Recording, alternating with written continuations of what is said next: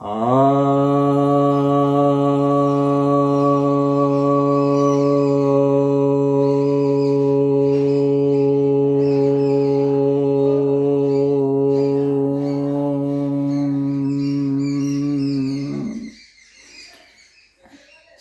भक्तजनों को सप्रेम नमन।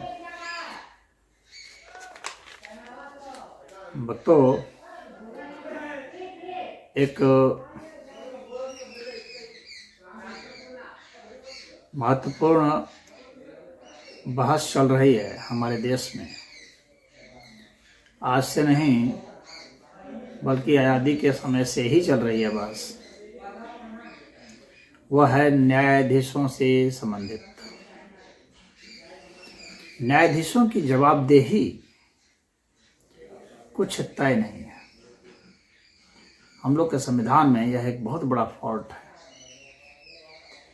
कि जवाबदेही तय नहीं की गई है कि यदि इसके विपरीत जो एक आदर्श खींचा गया है कि ऐसा होना चाहिए, ये न्याय इस तरह मिलनी चाहिए, न्याय देना चाहिए, इतने समय में देना चाहिए, इस तरह से कुछ भी जब तय नहीं होगा और इसके विपरीत यदि होता है तो किसको क्या पनिशमेंट मिलेगा यह तय नहीं होगा, तो यहाँ पर तो मनमाना आचरण व्यवहार हो रहा है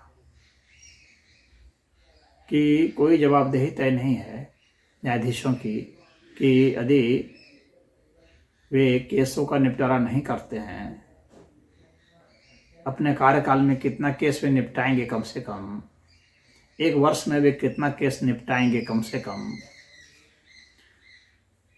तो वे मनमाना सब पता चला साल भर हो गया, मात्र 3, 4, 5 केस निपटाए, तो आप उनके खिलाफ कुछ भी नहीं कर पा रहे।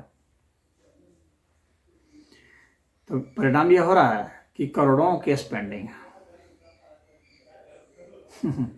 तो न्याय के कहाँ से न्याय की हम लोग उम्मीद रख सकते हैं जहाँ इतने इतने केस पेंडिंग हो जाते हैं। सुनवाई की कोई जो है निश्चित सीमा नहीं की गई है कि कितनी बार सुनवाई होगी। एक जज आया, सुनवाई हुई, फिर वो बिना डिसीजन दिए उसका ट्रांसफ़र हो गया, फिर दूसरा जज आया, पुनः उस केस को समझने के लिए फिर सुनवाई किया, फिर ट्रांसफ़र हो गया, फिर तीसरा जज आया। इस तरह से चलता रहता है। यानी कोई भी जवाबदेही नहीं है जजों की। किसी भी मामले में उनकी जवाबदेही है ही नहीं। वे कभी तक भी टाल सकते हैं। कोई उनको ऊपर केस लिमिट नहीं किया गया कि इतना केस आपको निपटा देना। तो पेंडिंग केसेस इतने ज़्यादा हो जा रहे हैं, फास्ट ट्रैक कोर्ट बनाए जाते हैं, तो भी उतना फास्ट उसमें डिसीजन नहीं आता है। इस समस्या का निपटारे के लिए फास्ट ट्रैक कोर्ट बनाए गए थे। जितनी भी धाराएं हैं उससे संबंधित जो है समय अवधि तय नहीं की गई है कि इस केस को निपटाने के लिए कितनी समय अवधि चाहिए, कितनी बार जो है आप हियरिंग करेंगे कि उसके ऊपर डिसीजन देंगे। इसका कोई भी लिमिट नहीं बनाया गया। ये लिमिट बनाया जाना चाहिए। फास्ट ट्रैक कोर्ट भी स्थापित अभी जितने किए गए हैं हर विषय पर कर दीजिए और जवाबदेही भी तय कर दीजिए। इतने समय में इसका निर्णय आ जाना चाहिए, इतने हियरिंग में आ जाना चाहिए। जज लोग से आपस में पूछ लिया जाए कि कितने हियरिंग चाहिए आप लोगों को डिसीजन देने के लिए। आप उस हियरिंग की संख्या बताइए, कितने बार में ही आप निष्कर्ष पर पहुंच पाते हैं, इसके बाद आप डिसीजन देंगे। फिर जो निपटाने के अपील करने का जो मामला हो जाता है, तो छोटे से कोर्ट में फैसला अगर आ भी गया तो फिर एक अपील हो गया, फिर हाई कोर्ट में चल रहा है, या फिर कमिश्नरी में चला गया, वहाँ चल रहा है, फिर हाई कोर्ट में चल रहा है, फिर सुप्रीम कोर्ट में चल रहा है। इस तरह से अपील करने का सिस्टम चलते रहता है। कुछ केस जरूर हैं जिसको कि आप हाई कोर्ट से आप सुप्रीम कोर्ट में ले जा सकते हैं, लेकिन बहुत सारे केसेस भी ऐसे भी हैं जिसको आप ले जा सकते हैं, तो वहाँ तक चलता रहता है। तो लोगों को न्याय नहीं मिल पाता। और पैसा देते देते लोगों की हालत खराब हो जाती है। और हम लोग का सिस्टम तो यह मान के चल रहा है परोक्ष रूप से कि लोग खुद ही थक करके छोड़ देंगे मुकदमा लड़ते लड़ते। मतलब वे निराश जब हो जाएंगे कि हमें कोई न्याय नहीं मिलेगा, छोड़ देंगे। जहाँ पर तो जो मजबूत है, बलवान है, पैसे वाला, वो जीत जाता है हर जगह, अपनी मनमानी करा लेता है। तो एक तो delay justice is not a justice, that is injustice in total.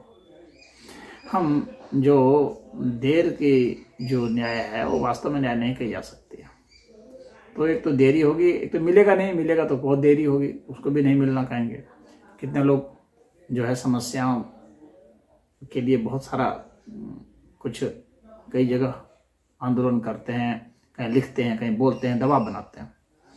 लेकिन यहाँ के जज तो ऐसे हैं कि इन लोगों ने यह भी डिसीजन दिया हुआ है कि हम लोग के खिलाफ में कोई नहीं जा सकता, यानी ना कोई बोल सकता है हम लोग के फैसले के ऊपर, ना हम लोग के फैसले के खिलाफ में कोई आंदोलन कर सकता है, ना हम लोग के फैसले को कोई चुनौती दे सकता है, ना इस पर बहस हो सकती है, ना इस पर कानून बन सकता है आप समझ लीजिए।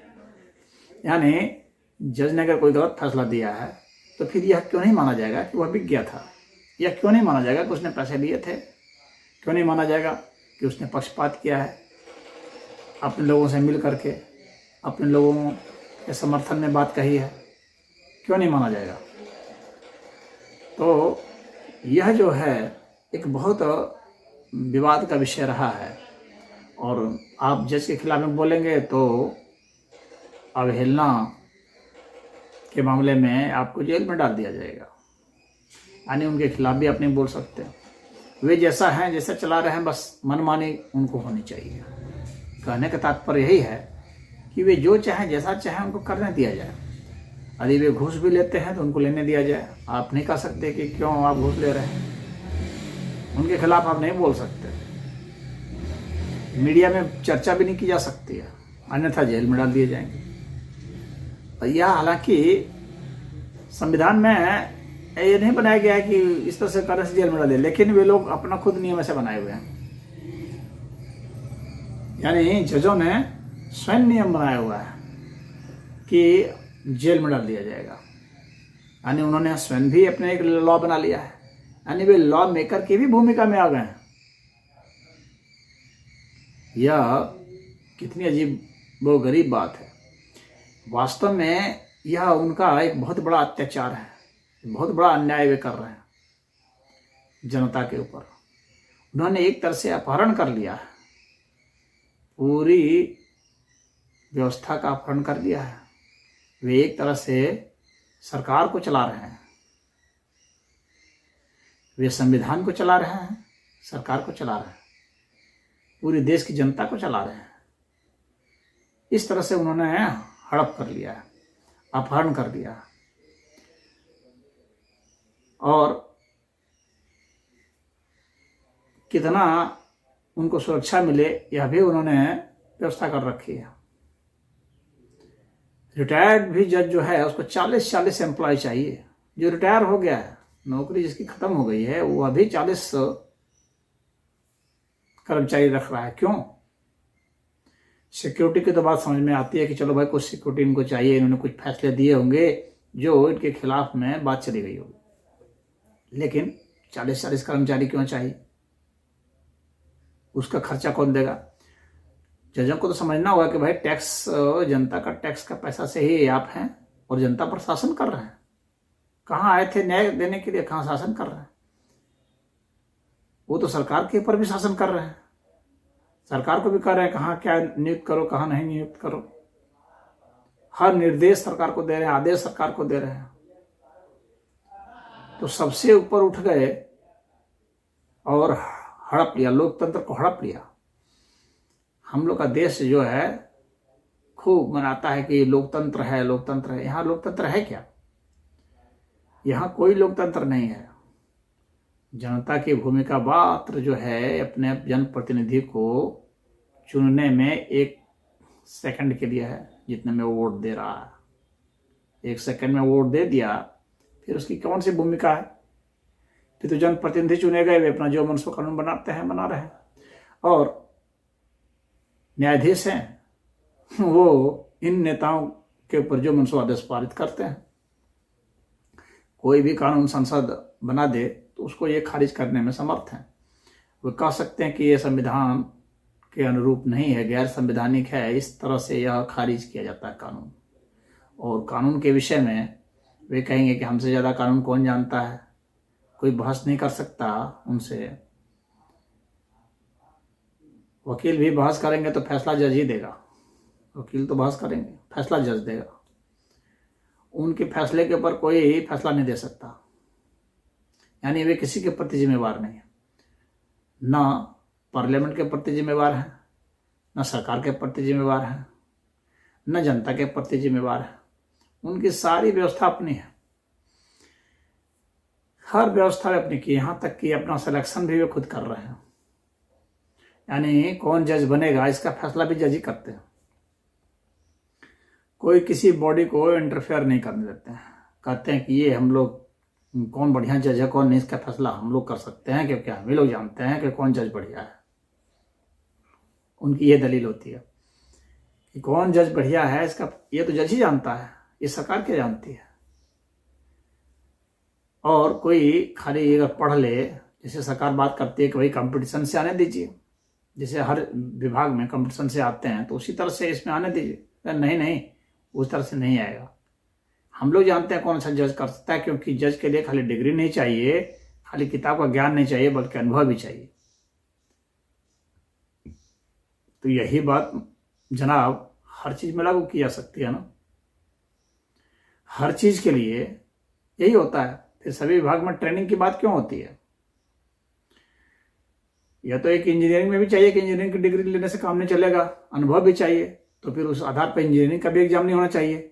जो जिस विभाग का इंजीनियर है वही लोग अपना इंजीनियर चुने, कि वही लोग जानते हैं कौन बढ़िया इंजीनियरिंग का काम कर रहा है। फिर तो इस तरह से हो जाएगा। अगर उनके इस लॉजिक को लागू किया जाए सब चीज में, तो फिर तो ऐसे ही निकल के आएगा कि उस विभाग उस काम को जो अच्छा से जानता है वह उस विभाग के ही लोग तय करेंगे, क्योंकि वही लोग जान रहे हैं। तब तो सब कंपटीशन को बंद कर देना चाहिए। शिक्षक ही शिक्षक को फिर चुनेंगे, कौन अच्छा शिक्षक है ये फैसला शिक्षक करेगा। कौन अच्छा इंजीनियर है फैसला इंजीनियर करेगा। कौन अच्छा डॉक्टर है फैसला डॉक्टर करेगा। तब तो फिर यही हो जाएगा कि सब लोग अपना अपना फैसला खुद करें। हर विभाग इस तरह से, वही चीज फिर जज को सोचना चाहिए कि भाई यही चीज फिर सबको लागू करने दिया जाए। इसी का निर्देश पास कर दें कि हर विभाग के लोग ही जानते हैं कि कौन अच्छा है, इसलिए वही विभाग के आदमी सेलेक्ट करेंगे। फिर कभी कोई बाहरी सेलेक्ट ही नहीं होगा। जो जहां नौकरी कर रहा है उसी के बच्चे होंगे। जज में क्या हो रहा है कि कोई भी बाहरी नहीं आ रहा है। उसी के बच्चे जो ब्रिटिश जमाने से पहले से थे, उन्हीं के रिश्तेदार नातेदार बच्चे या उनके शिष्य, उनके चाहने वाले, या बहुत ज्यादा जिन्होंने धन दे दिया है, वैसे लोग घूस दे दिया जज को, जज ने रिकमेंड कर दिया, तो वे लोग उसमें बने हुए हैं जज। यानी अपॉइंटमेंट भी उनका खुद, फैसला भी वे सारे खुद करते हैं। सुरक्षा व्यवस्था क्या चाहिए वो भी वही तय करेंगे। हर चीज वे ही तय करना चाहते हैं और वे कर रहे हैं। चाहते ही नहीं है, वे कर रहे हैं। और वे चाहते यह हैं कि इस पर कोई उंगली भी ना उठाए, कोई चर्चा भी नहीं करे। जो चर्चा करे उसको जेल में डाल दो। इतनी जबरदस्त तानाशाही है या इसको कहते हैं तानाशाही। कोई भी आप लॉ पार्लियामेंट से बनाएंगे उसको रिजेक्ट कर सकते हैं। ये जो निर्देश दें उस पर आपको लॉ बनाना पड़ेगा। आपको ये भी कह रहे हैं कि हमने जो निर्देश दे दिया उस पर आप लॉ बनाइए। और आप जो लॉ बनाएंगे अगर हमको पसंद नहीं आएगा उसको रिजेक्ट कर देंगे। तो चुनेंगे भी खुद, ये लॉ भी खुद बनवाएंगे। ये तो सरकार को सोचते हैं कि एक मेरा स्टाफ है, ये सरकार को अपना स्टाफ समझते हैं कि हमने उसको निर्देश दे दिया ये करो तो उसको करना है। पार्लियामेंट एक ऐसा हाउस है जो हमारे निर्देशों का पालन करता है। यानी सिरमौर हो गया सुप्रीम कोर्ट, और उसमें जो एक बार जज बन गए हैं उन्हीं के रिश्तेदार नातेदार बनेंगे। उसमें ये आरक्षण भी लागू नहीं होने देना चाह रहे हैं। जो न्याय व्यवस्था है उसमें कोई SC ST और OBC का लागू नहीं होने देना चाह रहे हैं। उसमें कि कोई आरक्षण व्यवस्था हो, अन्यों को भी उसमें मौका मिले, अन्य बिरादरी को भी नहीं। उसमें जो बिरादरी घुस गई है, जो पहले से है मौजूद, बस उसी के लोग रहेंगे। ये बहुत विकट परिस्थिति है इस देश में। इस देश में सबसे विकट परिस्थिति में से यह है जिसको आम जनता कुछ नहीं समझती है। आम जनता तो बस 9 वर्ष मना रही है। फालतू फंड का जो काम है उसको आम जनता कर रही है। प्रोपेगेंडा के तहत आम जनता व्यवहार करती है, बिना जिसमें कोई भी 1 रुपया का कुछ फायदा नहीं है, वैसे चीज के लिए लोग जुड़ जाते हैं और हजारों रुपया फूक रहे हैं, पटाखे चला रहे हैं, शराब पी रहे हैं, मुर्गा खा रहे हैं, सोच रहे हैं खुशी मना रहे। खुशी मनाना का मतलब यही हो गया कि मुर्गा खा लो, कुछ शराब पी लो, कुछ चीख लो, चिल्ला लो, हो गया, 9 वर्ष मना लिया। उसके लिए ये जुट जा रहे हैं।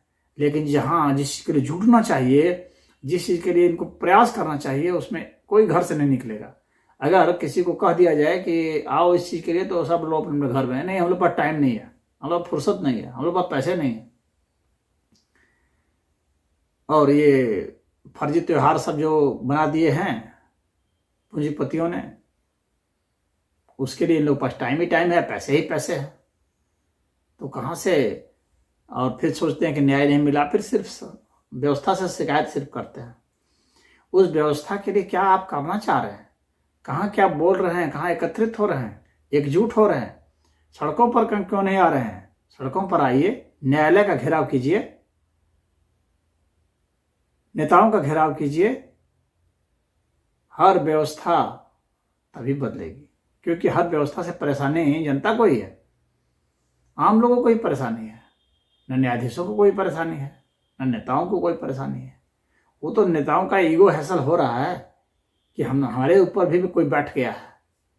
न्यायाधीश सोचता है कि मेरे ऊपर कोई नहीं बैठ पाए, नेता सोचता है मेरे ऊपर ये कैसे बैठ गया, तो उनका टसल हो रहा है यह। लेकिन उनके टसल में जीत किसकी होगी? भारत में तो ऐसा ही लग रहा है कि जीत तो ऐसे न्यायाधीशों की ही होगी। यहां तो नहीं सुनी जा रही है।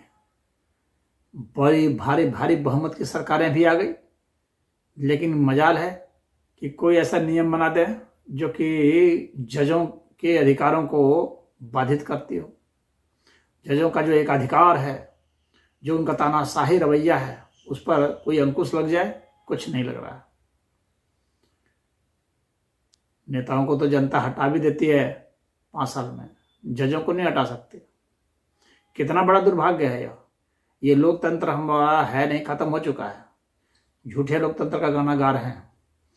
जनता की जो भूमिका है मात्र 1 सेकंड के लिए। तो इसके लिए इन सभी मुद्दों पर आपको आना पड़ेगा, सड़कों पर आना पड़ेगा। सड़कों पर आने से ही आपका हल होगा, ऐसे हल नहीं होगा। मुद्दे के साथ आना पड़ेगा। सड़कों पर भी आके खाली चीखने चिल्लाने से नहीं होगा, मुद्दे के साथ सड़कों पर आना पड़ेगा। एक एक मुद्दे के लिए सड़कों पर आइए और हंगामा खड़ा कीजिए, तब जाकर के यहां पर सुनवाई होगी। तो यहां पर कोई सुनवाई नहीं है, आपका जनता का कोई अधिकार ही नहीं दिखता है।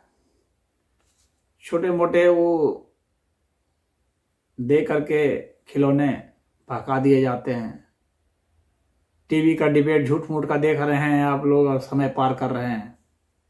ये नेता उसको गाली दे रहा है, वो उसको नेता, वो उसको पार्टी को, उसको पार्टी को। इससे क्या हल होना है? आपके हक की बात कौन कर रहा है? जनता के अधिकार की बात के लिए क्या वहां बहस हो रही है? नहीं, पार्टी के अधिकार के, नेताओं के अधिकार की बात हो रही है, उनके चरित्र की बात होती है।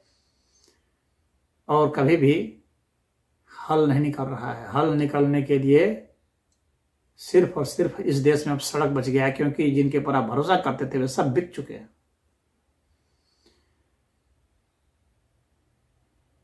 वे सत्यनिष्ठ नहीं है, सब भोगी लोग हैं, और वे भोगी लोग कुछ नहीं कर सकते।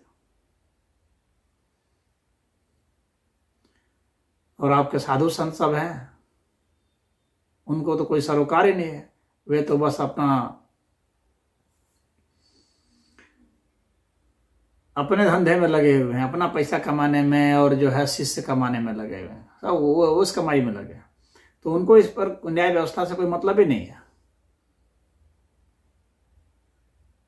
तो न्याय व्यवस्था से अगर आपको मतलब है तो इसके लिए आवाज बुलंद करनी पड़ेगी। कोर्ट ये कहता है कि अभिव्यक्ति की स्वतंत्रता है, कानून में, संविधान में दिया अभिव्यक्ति की स्वतंत्रता, और जब न्यायाधीशों के ऊपर बात होती है तो कहते हैं नहीं, कोई आपको स्वतंत्रता नहीं है, यहाँ पर रेस्ट्रिक्शंस है, यहाँ रेस्ट्रिक्शंस हैं, यहाँ आप जजों के ऊपर आप नहीं बोल सकते हैं। तो भाई अभिव्यक्ति की स्वतंत्रता कहाँ गई फिर? तो वहां लिख देना चाहिए था संविधान में कि जजों के ऊपर कोई अभिव्यक्ति की स्वतंत्रता नहीं होगी, ऐसा कर देना चाहिए था। तो अंबेडकर ने मेहनत से बनाया, लेकिन फिर भी जजों के दिमाग को पार नहीं कर पाए। अंबेडकर वकील थे, लेकिन वे यह नहीं समझ पाए कि जज की दृष्टि क्या है, और जिस मामले में थोड़ा बहुत समझे भी तो वहां उनकी चली नहीं, उसके लिए ऐसे प्रावधान नहीं बना पाए स्पष्टतः। आखिर जिम्मेवारी किसकी? जवाबदेही। ये जवाबदेही एक ऐसी चीज है जो कि भारतीय संविधान ने तय ही नहीं की किसी चीज के लिए, और इसीलिए हम लोग की जो दुर्व्यवस्था है इसका परिणाम आज हम लोग को देखने को मिल रहा है। ये दुनिया में कहीं पर इस तरह का नहीं है जिस तरह के भारत में जो है अस्त व्यस्त लॉ व्यवस्था है। तो समाधान के लिए आप लोगों को जिम्मेवारी खुद तय करनी पड़ेगी और खुद आना पड़ेगा, सड़क पर आना पड़ेगा, क्योंकि यहां सारी बातें सड़क पर आने पर ही सुनी जाती हैं और सुनी जाएंगी। और अपने आक्रोश को वोट में भी बदलना पड़ेगा। तो वोट में बदलना पड़ेगा और मूवमेंट, आंदोलन भी करना पड़ेगा। खाली वोट के भरोसे भी नहीं होगा, तब तो आप नेताओं पर निर्भर हो जाएंगे। नेताओं को कैसे काबू में किया जाए, न्यायाधीशों को कैसे काबू में किया जाए, अधिकारियों को कैसे काबू में किया जाए, उद्योगपतियों को कैसे काबू में किया जाए, इन सबको कैसे काबू में किया जाए, जो सबसे समाज में महत्वपूर्ण तबके हैं, यह जनता को सोचना होगा। हरि ओम।